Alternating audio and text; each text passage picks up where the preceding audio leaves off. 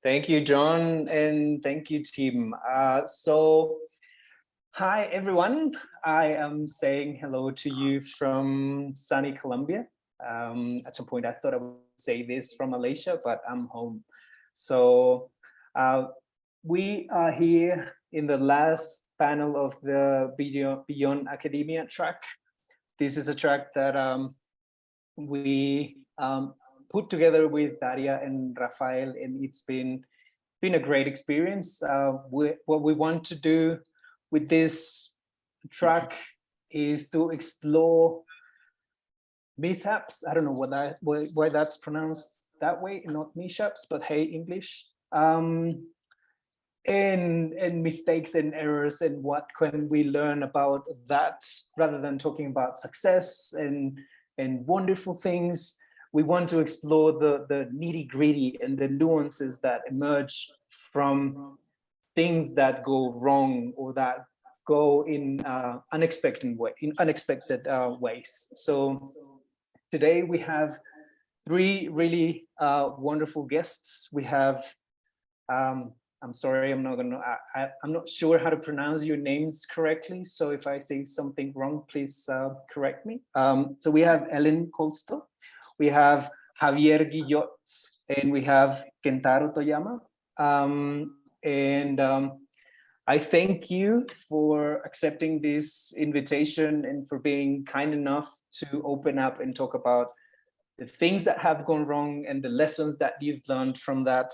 I know we know that that it's not easy to talk about the things that produce discomforts. So the format today, let me see the slides. So our guests: Ellen, design principal in design research at IBM. Javier, co-founder and CEO of Compost, and he's done many other things. He's done tons of things with the Colombian government and other things, but yeah, that's another world. And then we have Kentaro Toyama from the School of Information at University of Michigan. And so what we're gonna do is we're gonna have them tell a little story about these apps and errors and whatnot. But first, the acknowledgement of traditional custodians and territories. And there's a little story attached to this. And that's why you see text in Spanish and English. A few years back, I found out that I am also Muisca, which is one of the communities that still live in the area, but and I'm trying to reconnect to that sort of side of my past. And the colonial process did a pretty good job at wiping out local languages. And the only language that I have enough control of is Spanish to talk about the traditional custodians in territories. And it is the only language that I can use in a very nuanced way. So I'm going to read the acknowledgement in Spanish first, because this is the way that I have to connect to the land in which I'm sitting right now. And then I'll read the a rough translation in English. Reconozco la soberanía de los pueblos. Sorry, it gets very emotional when I read this. De los pueblos ancestrales del lugar desde el que me encuentro, los muiscas, y doy mis respetos a sus antepasados y a sus mayores, de hoy y de siempre. Oh, sorry. Mis respetos se extienden a custodios tradicionales de las tierras, aguas, animales, bosques y cielos en los que esta conversación se escuchará. Agradezco su sabiduría y lo que nos puedan enseñar para construir futuros compartidos. In English, it would be, I acknowledge the sovereignty of ancestral owners of the land from where I am, the Muiscas, and pay my respects to the ancestors and elders from all times. My respects also extends to all traditional custodians of the lands, waters, animals, forests, and skies in which this conversation will be heard. I'm grateful for the wisdom that may teach us in building our shared futures. I borrowed a bit from Yoko's acknowledgement. So thank you, Yoko, for that. It really resonates with me.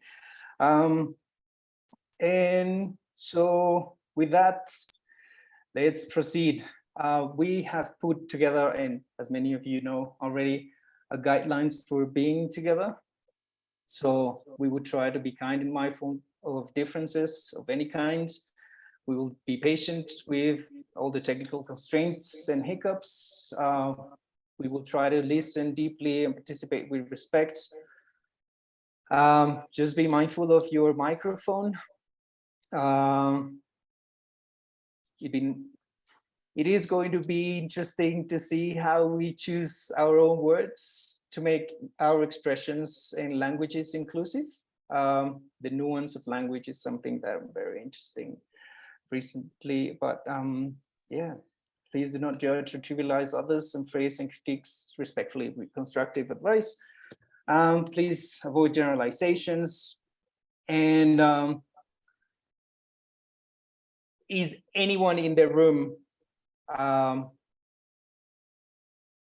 could we get the permission to record this session or not? If someone is not willing to have this session recorded, then please speak up and we will not record it. Otherwise, it will be recorded, it will be part of the documents of the conference. And so if anyone's connected online, please acknowledge the traditional custodians from where you are attending using the Zoom chat box. Otherwise,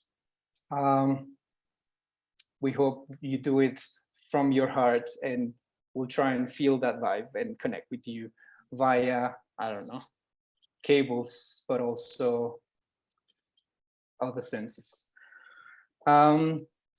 So we have Ellen, design principal in design research at IBM, who's going to tell us a little story about a key mistake that she's made in the past. So Ellen. Okay, thank you. Thank you, Leo. I am going to start out by saying I'm coming to you from Austin, Texas, and we are on the occupied ancestral territory of the Tonkawa, the Lipan Apache, the Karankawa, the Comanche, and the Coahuiltecan people. So wanted to acknowledge that. And now I'm going to tell you about a mistake I've made. So really, we also titled this Contextualizing, and I think I've got to give you a little bit of context because I do work in a corporate enterprise, which can be very different, a very different world. And one of the things that is very important about research in my space is that it's only as good, or it's seen as only as good as the action that is taken because of it. So someone on your team or someone within your organization has done something as a result of the research you fielded. And in the software space, we have something called 3 in the box. So we have design that actually designs and envisions products and user interfaces. We have engineering who builds it. And then we have product management who makes all the decisions around when we do a new feature, when we do a new project or a new product, and kind of has the roadmap for how everything gets done. And so with all that in mind, what I've realized over time is my true stakeholders tend to be product management, because they are the people that make a decision that something will actually get done as a result of the work that we do. And so it's really key to make sure that they are bought into and understand the work that I do. And one of the mistakes I've made on an ongoing basis is not to do something in research that they care about, that's important to their timeline and their roadmap. Many times I will take it as a researcher and say, I really know what we should do. I know we've got this problem over here. We really need to focus on this, without taking into account all of the elements they're balancing and all of the things that they need to do. And as a result, when it comes down to, is somebody going to build this? Is somebody actually going to do something as a result of this? They will make a decision not to focus on the insights I've developed. So to give you an example, I did a study I thought was super interesting around this idea of software that works well together. So if you have multiple pieces of software, what kinds of things have to be in place for it to work well together, from how your team works together to how the software itself works together. Did this whole study and came back, and even though it was articulated from one of the product managers as an interesting idea, I came back, presented it, and nothing happened. And what I realized I was at fault with in this project was I needed to bring them along for the ride. So one, I interpreted their interest as an understanding of what I was going to field, which I don't think was the case at all. And so I should have involved them not only in the articulation of the objective, which I had, but also in the design of the research itself. Here's how I might do it. And even in the questions and developing them, bring them along. Because I will tell you, whenever I brought product management into this discussion of figuring out whether it's the guide or the survey or activities we're going to do with users, they've had a lot more ownership and a lot more investment in the work that comes out, and then they're more likely to take action as a result of it because they've been a part of it. So a mistake I've made is assuming I know what they need and assuming that I can just go off and field it and they'll take action, as opposed to bringing them in for part of the project or a lot of the project, even in the development stages, not even just in seeing the work. So that's really my story around a mistake that I've made. And I know there's probably a question from one of my panelists that I'm happy to address. Thank you, Ellen. Kentaro, Javier, who wants to go? Sure, I'll jump in. So yeah, thanks for telling us that particular story. You know, it's interesting, like, you know, in my experience with a lot of community engagement, I see a similar situation where, you know, we as designers or researchers have, you know, particularly if it's funding, you know, funding to do a particular kind of project, right? So the one that I experience the most often is there's funding to do some kind of digital project, something that involves a digital technology. And you walk into a community and, you know, you ask them about their needs and so on, and they tell you, well, you know, we'd like to have free lunch for our children at school, or, you know, I want to grow a mango orchard. And so there's this fundamental mismatch between, you know, what the funding imperative is, or, you know, whoever might be in charge is trying to get accomplished, and then what the community really needs. You know, I'm wondering if you have any particular strategies for, you know, managing that difference. Yeah, it's a great question. And it is an ongoing challenge. It's interesting. You can have it in so many different realms. Like my world is very different than that one, but there are similar issues. And I've learned over time not to take the first request at face value. You know, I think many times people will tell you what they think they want. And then once you have, it can be a series of discussions, it could be bringing in various different stakeholders, and you start to kind of interview them or get a better understanding of what they're thinking about. The initial request can change dramatically. Like to your point about, well, funding says it needs to be a digital project, and then you dig further in and find out, boy, in no way is that going to be what we need in this particular case. I think in my case, funding is different in that the company funds it, so I don't have a separate group focused on that, but I've had stakeholders disagree before and had to bring them into the room together and said, okay, what is it we're really trying to do here? And many times you have to back them up to the original impetus for the question and then try to unravel it and build it back together. So like a lot of things, it's a lot of collaboration, I think, to get to the point where you can better understand what would make sense here. And that's the key. The first time somebody articulates their problem they want researched, it may not be the true thing that you need to do.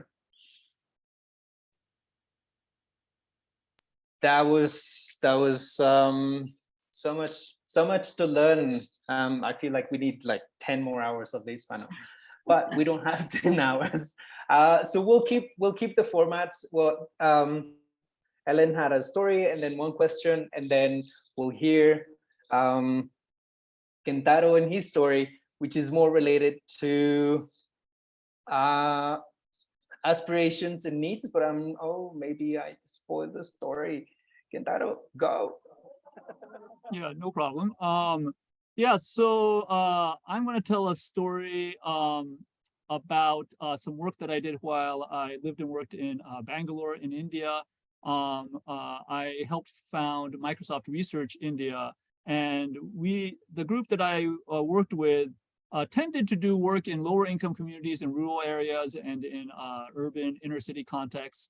But in this one instance, we decided to turn, our attention to our own office. And, we had a lot of like service staff, people who would clean our offices, the security guards, the AV technicians, and so on. And what we did was we thought, hey, let's provide, we all have computers at our work, why don't we provide an internet connected computer for them that they can use in whatever way they please.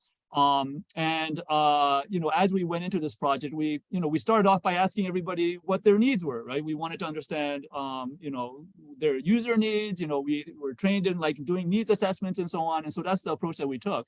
And of course, we heard things like, some of them had challenges with transportation and getting to work or getting their family members to the places they need to be. Some of them mentioned that they would actually like to be able to learn English because that's the language that our office operated in, and many of them, could not communicate with us, and so on. And so we, adjusted the program so that we provided things like software or websites that tried to meet those needs. But what we ended up observing was that the vast majority of the usage of this particular PC was to watch movies and to listen to music.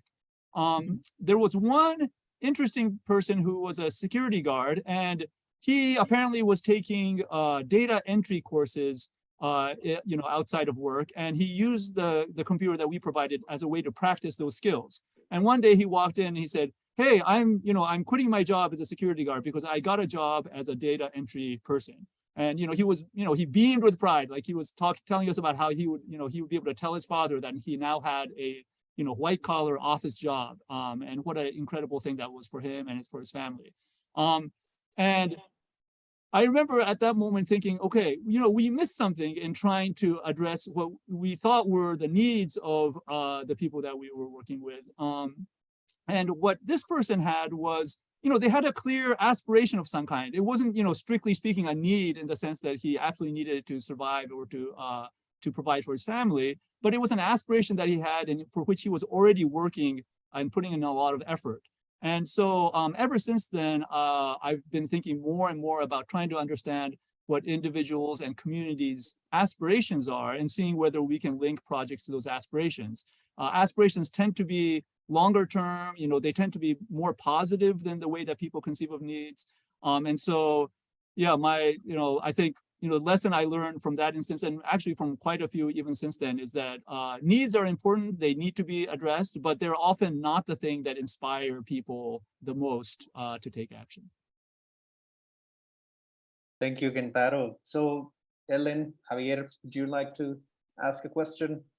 Would like to go? Let Javier do the question since he hasn't spoken yet. Go. So greetings, everyone, and I will make my own acknowledgement in a moment before my story, because I want to jump right into the question, Kentaro, with this excellent story you share.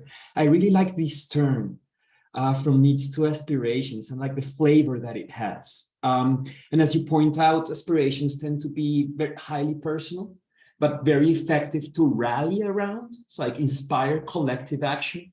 And I wonder if you can tell us more, how do you go from this level of individual aspiration to community aspirations in practice? In other words, how do you build up the community ownership on the basis of aspirations? Seems like it might be easier to find shared needs. So how are aspirations discovered, right? And how are they revealed as shared at this community level?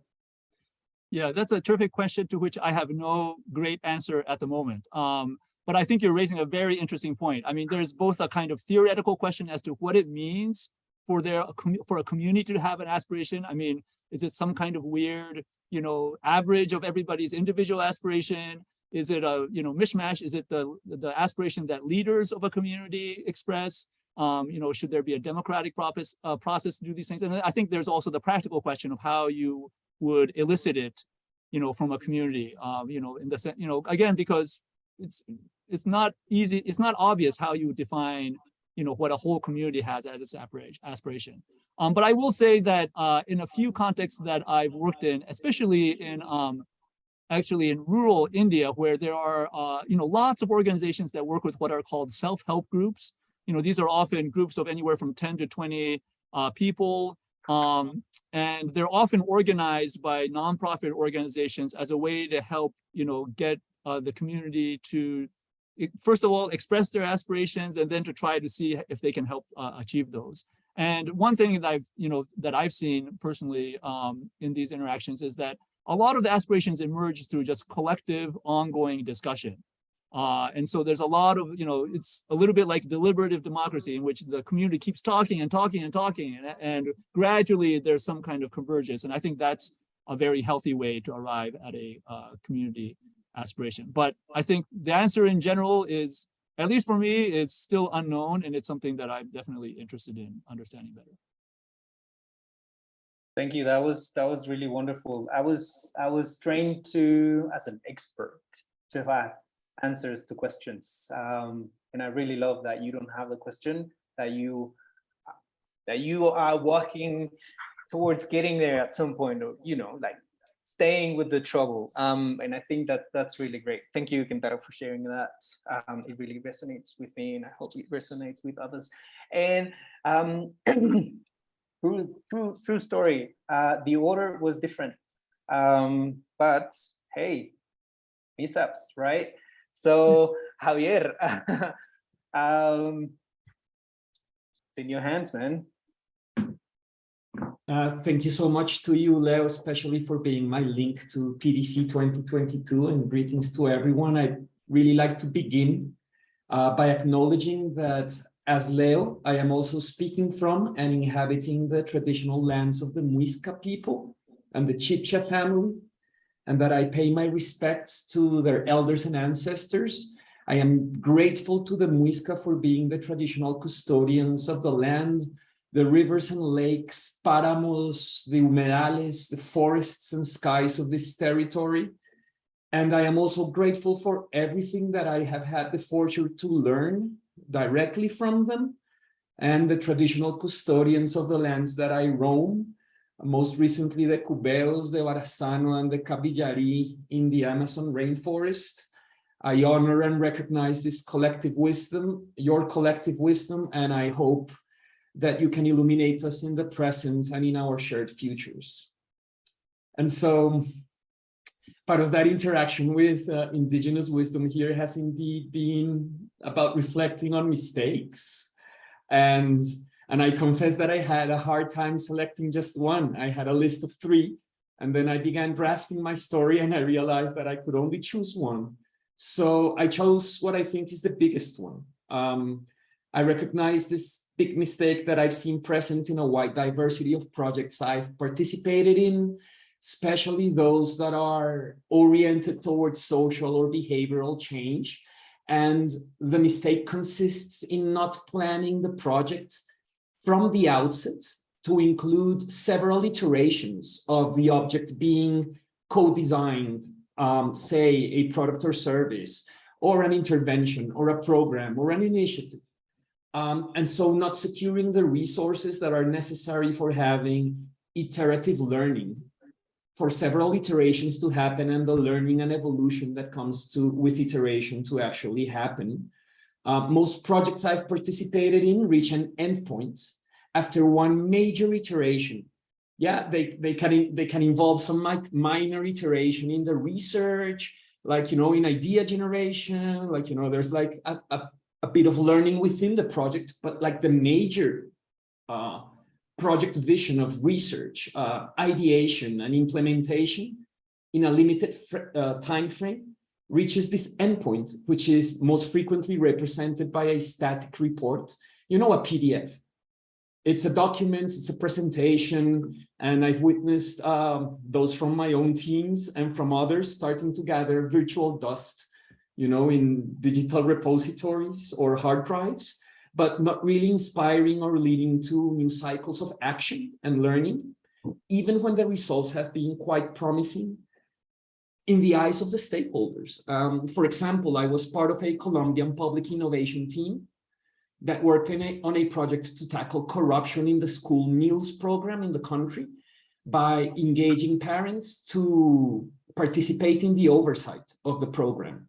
And we worked for more than a year with the behavioral insights team from the UK and with an amazing crowd of local designers and community activists, public innovators, to co-design and implement a strategy that involved two-way SMS messages and simplified audit visits to schools that were led by local university students. And in the end, we used mixed methods to evaluate impact, and we found that this made sense, that the story was a bit complicated, but it was definitely worthwhile to iterate and pursue the strategy further. However, we had only secured resources for a pilot, one major iteration. And then as soon as the pilot achieved results, new decision makers were elected, priorities shifted, the potential to re-engage with the most local stakeholders, to adjust, to pivot, to evolve under a longer term vision was completely lost.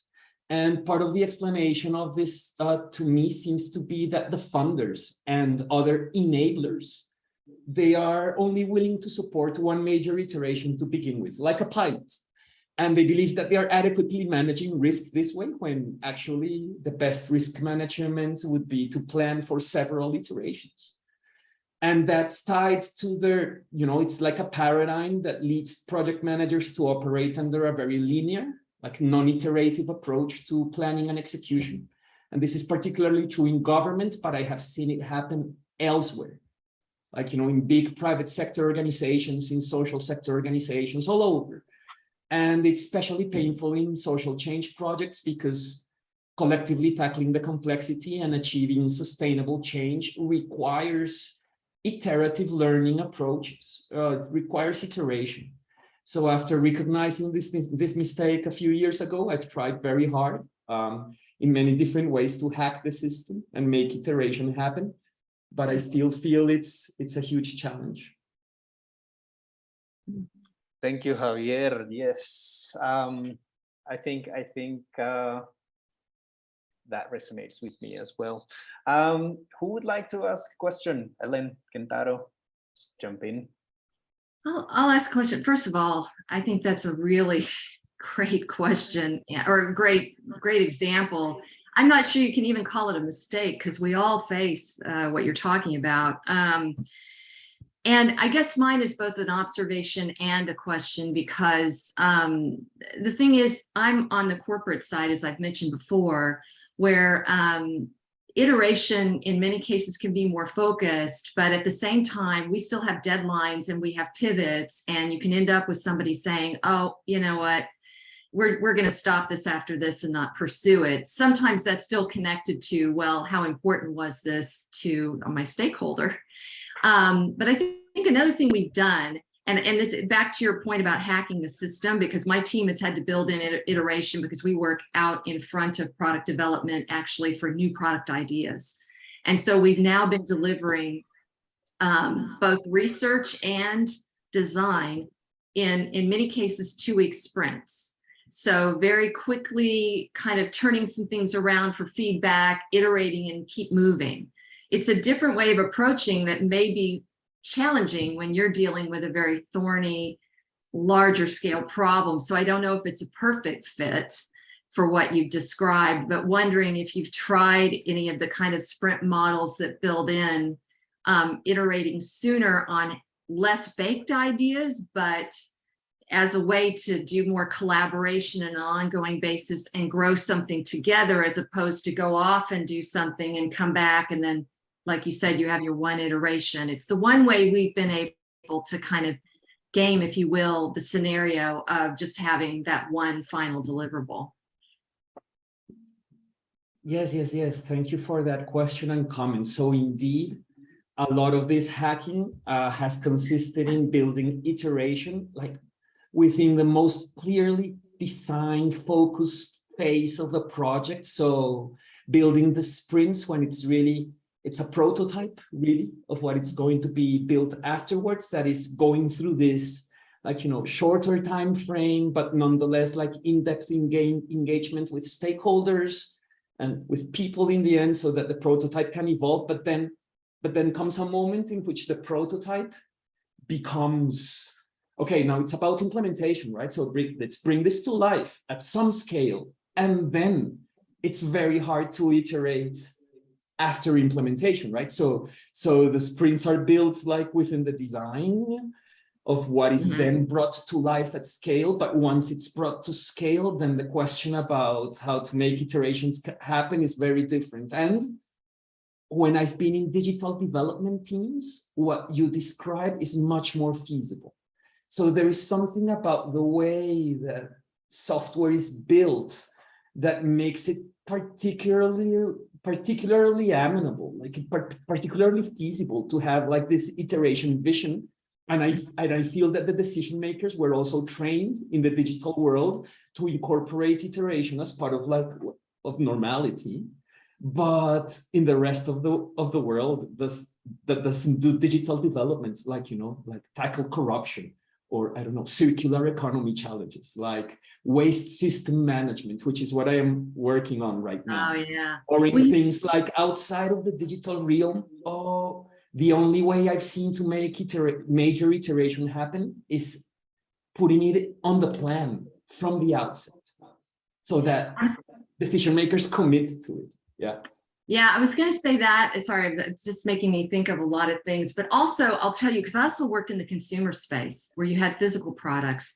I think one of the reasons why in the digital world it's easier is it's cheap. It's inexpensive to iterate after something's been implemented, right? It's code.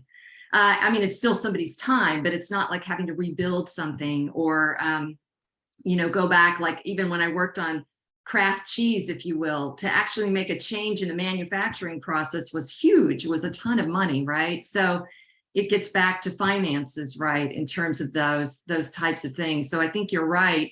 You have to build it into the budget up front and say, okay, once implementation has happened, here's the expectation around iteration and see what you can get. I mean, sometimes it's just the problem of money and how much money do you have.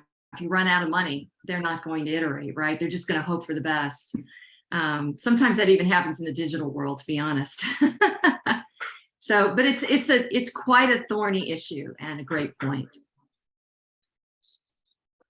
Well, the team today prepared a set of questions that you know, asking each other questions about the mishaps and learnings. So would you like to carry on with those questions, or would you like to take this elsewhere? Because I have a couple of things that I would like to, because I have questions, but you worked a lot on this, so I don't know.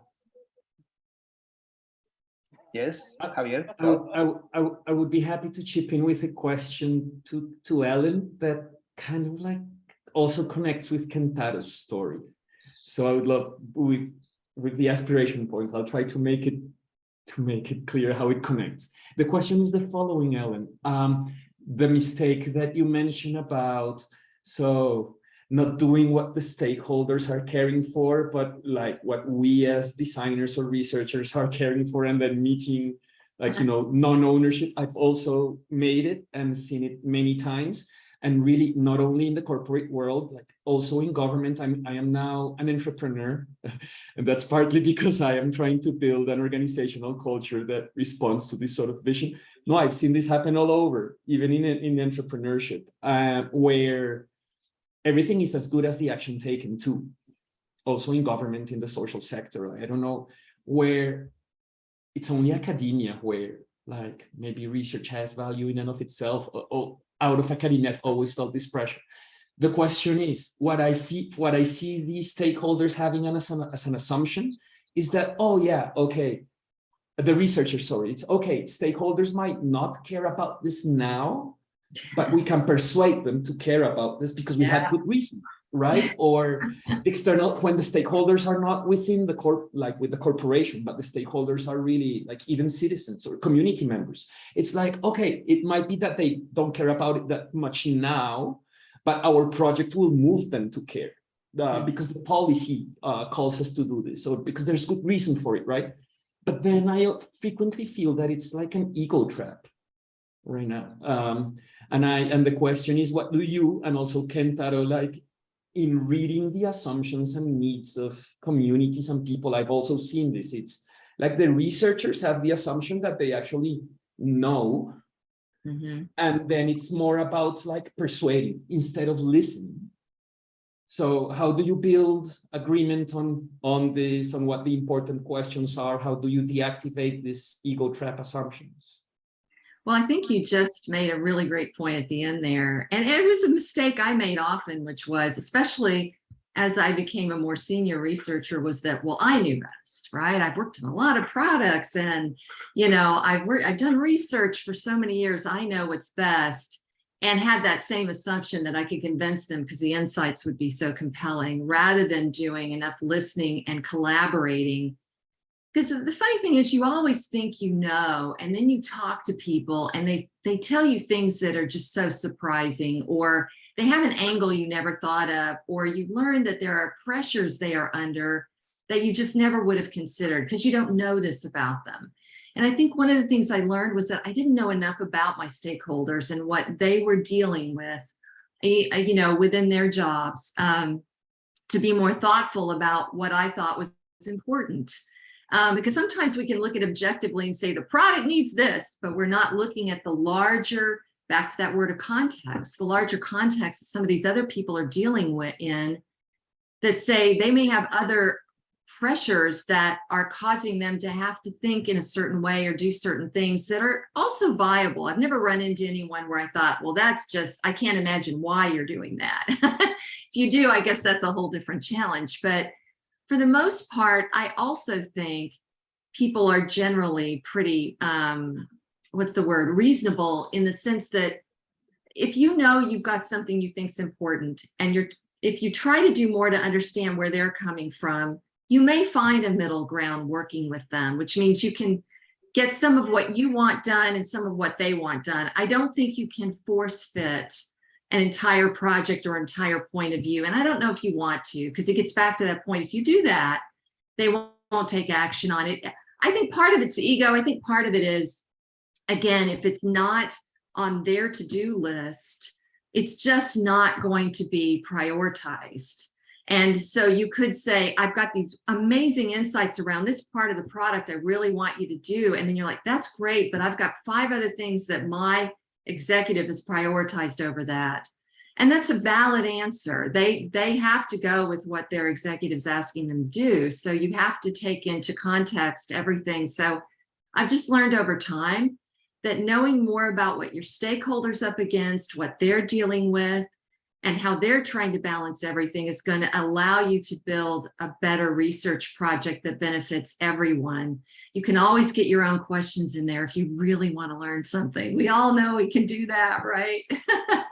Put in that one question that you're super curious about, but stick to the main goal that your stakeholders have. And it's been a mistake I've made so many times. I would say in my old age as a researcher, it's finally dawning on me how important it is to spend quality time with those stakeholders and understand where they're coming from. I'm sure the audience has questions, but I have 2 for 3 of you. Do you chase mistakes on purpose? Or is it, oh, I planned this and this is beautiful, and then, oh, it's not working? And do you have any mistake management strategies that you could share? Kentaro, could you go? Yeah, sure. I'll be happy to go. I mean, you know, when we were having discussions about how to frame this discussion, you know, it was suggested that people never talk about their mistakes. And I was thinking, is that really true? Because at least for me, it's all mistakes. And then recovering from them. I mean, I've never walked into a situation where what we planned went off exactly the way, or even close to what we had planned. And nor have I ever been in a situation where, the textbook recommendations for how you do any kind of participatory work turned out to work exactly the way they were described in a textbook. So yeah, at least for me, I certainly don't go in intending to make mistakes, but I find in reality, it's all mistakes. And then, the question is, how do you recover and adjust? And I think, Javier's story is, I agree with Ellen that it's not, I don't know if it's so much a mistake as this is a reality of our work, right? Is that it is a question of, can you stay long enough with the community or the stakeholders that you're working with that you can see everything through to a point where you can really let go and everything will work out. And I think that's a big challenge. I agree that it's kind of systemic, right? Some of it is, as Javier said, our ego, like I find it, I find it interesting to work with lots of different communities, but that goes against the idea that you should also be, working long-term with communities. So yeah, with respect to mistakes, yeah, I mean, I think in many ways, that's what makes this work interesting, is that there's always mistakes that always challenge, what we think we're, supposed to do. Thank you, Kentaro. Ellen, any thoughts about the questions? Yeah, I mean, I love the way somebody framed the question of like, hey, you chase mistakes. It certainly isn't that, but I think Kentaro's exactly right. One of the reasons I love this topic is, people will present these perfect case studies and how did everything magically fall into place like that? It never happens that way for any particular project. You always get a curveball. Something goes unexpectedly, not always wrong, but not how you expected it to go. And you've got to adjust so that I would say your entire project isn't a mistake, but you've definitely made some small mistakes in there that you had to learn from and adjust so that the outcome is good. And I think that's on an ongoing basis. So really, it's a matter of, as a researcher, how do you respond when something doesn't go as expected? And that's where we tend to focus on, okay, do we have to adjust a question? Do we have to recruit an additional respondent because this person's just, not right? Or is something not working that you envisioned in an activity with your users that you've got to now change up? I think that's sort of the fun, though, of research. It's very unexpected. You don't know what you're walking into in every project. And so you've always got to be flexible and able to make adjustments. And that's where you learn from mistakes. So that's kind of how I would frame that. I think I've had some sort of quote unquote mistake in every project I've done, but not by design. Yeah. It just ends up that way. Yeah, it was a trick question. No, I like that question. I thought it was great. Thank you. Javier, what do you think? No, I feel the same way as you, Kentaro and Ellen. I mean, mistakes are all over all the time. I don't think I chase them, but I think interacting with designers and with design approaches in many different practices has made me particularly attuned to catching mistakes and then to focus on learning.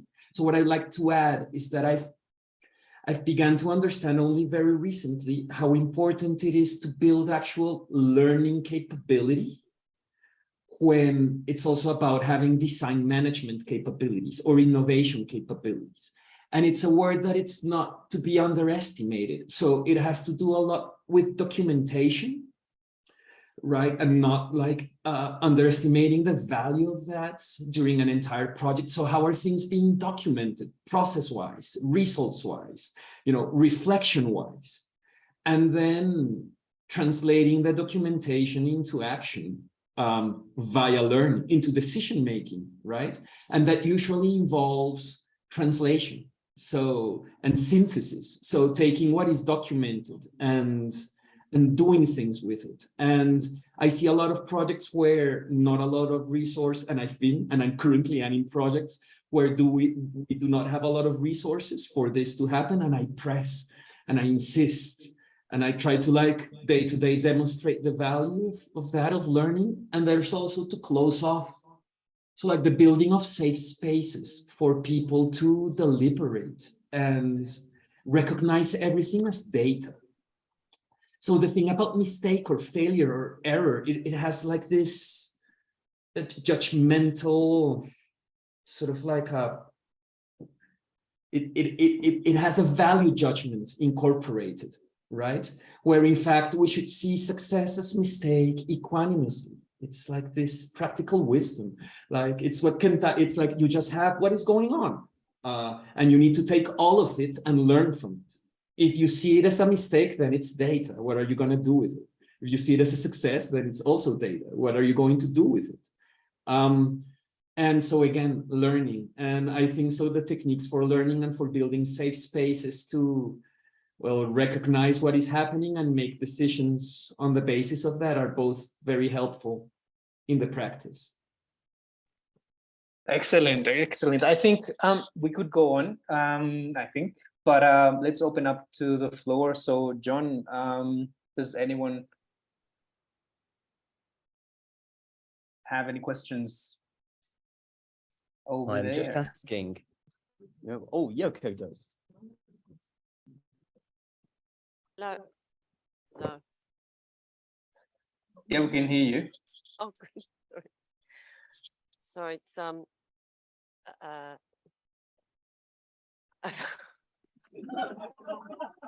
You're right, Yoko. I'm breaking down.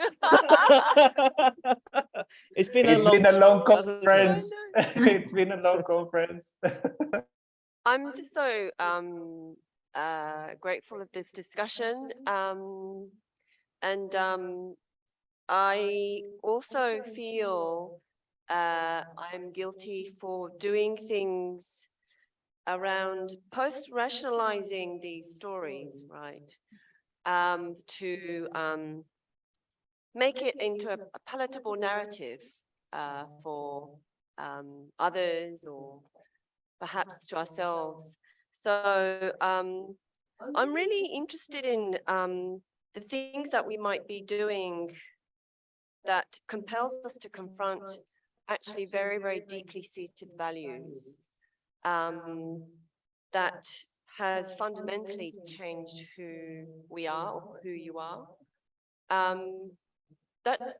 It's probably a really tricky question, but I'm really interested in that partly because yeah, this tendency to maybe let us off the hook, so to speak, with mistakes. And I'm interested in I mean, if, you know, the gifts that the universe often gives me is, oh my God, Yoko, you really have to, you know, learn this, and shame on you, think about this. And yeah, it takes me years to confront them, but I'm usually quite grateful. Well, I try to be grateful, but they are very, very, very, very, like the ugly, yuckiest part of yourself. Do you have any stories like that?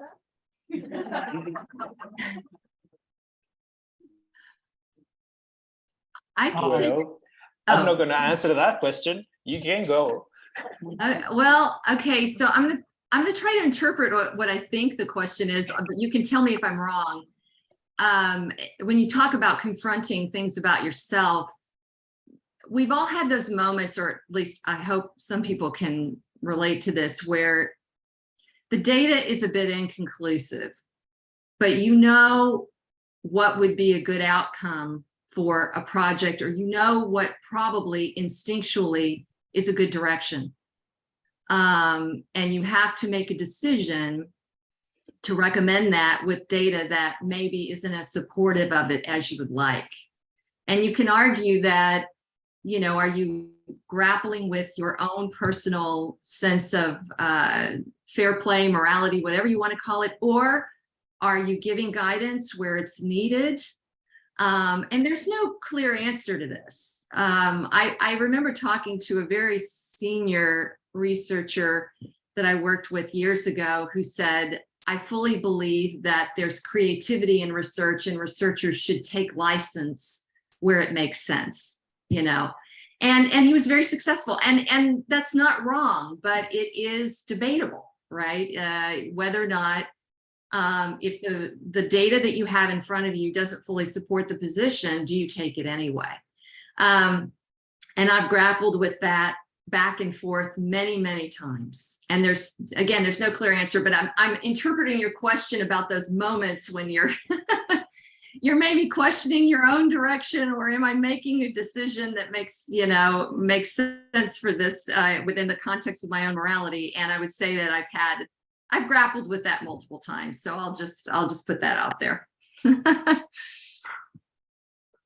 Yeah, so I think this is the kind of question you're asking. As soon as you cited it, it brought to mind something for me which has stayed with me for decades.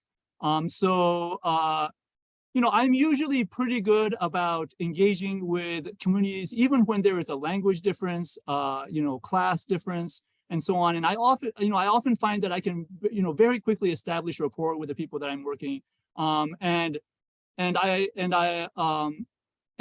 like that rapport. Like that rapport energizes me, and it makes me want to continue to do this kind of work. I remember one time I went to visit an orphanage for blind kids. And I went because the man who was running it just seemed like such an amazing person, and I mean, arguably saintly in the degree to which he was devoted to this particular to these kids and to the orphanage. And in interacting with those children, I couldn't speak their language, and they were blind, and so there was no way that I could establish the rapport that I was used to being able to establish with the with a community that I might conceivably have engaged with. And I remember this, this recognition that I was not at a level of, emotional maturity to engage with these children, and that it would be very difficult for me to find something that made me want to continue engaging if I couldn't get this, establish this rapport. And there was just no way that I was going to establish a rapport with the children itself. So, and so I walked away. I made a donation to his organization, and I just thought, this is not a community that I can work with, and it's because of a shortcoming on my side. And I will say that moment has stayed with me for many, many years, because it's a recognition that, as much as I have a self-image of doing things that I think are, helping some communities, there's a limit to what I can do. And it's a fundamental, I think it's an outright failure, and it's something that, as I grow older, and, possibly for those of you who might believe in future lives, maybe in future lives, I'll, mature, but it's not something that I'm able to do right now. This is so good. Maybe if I can add, because if I got like the gist of your question was about what are we doing to confront the most at the most fundamental level, the ugliest, yuckiest part of myself, and not letting that off the hook.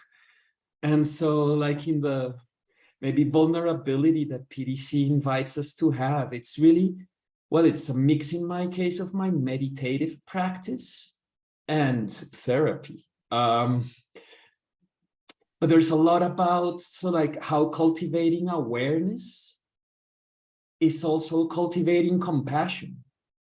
So I would add to all that has been said. So like, well, if it's about the ugliest and yuckiest, so my first response is everyone has those sides. We actually can learn about ourselves, but by listening and being aware of others and their situations, because we're all like human mirrors in a way. But it's the self-awareness that leads also to the self-compassion that opens up the space. It's what I felt to actually process those ugly, yucky things. And I don't think this is very far off from the practice of participatory design, where many of the brightest people I've learned from in facilitation of, like, creative participatory spaces, or indeed the indigenous peoples that I've been learning from of late, when the setup of a learning space or a design space is made, it's about cultivating the awareness and the compassion and humility that comes with it. And not underestimating this sort of, like, I don't know if you want to call it ritualistic or spiritual, if you may, or, meta dimension of the work that is being done. Wow, well, that was dense. As some of you know, I came back from Malaysia a few days back. I was there as part of the PDC Malaysia 2022, and I bumped into this very interesting cake that they make in the state of Sarawak, and it's a layered cake, and it has many different flavors, and it's all different colors.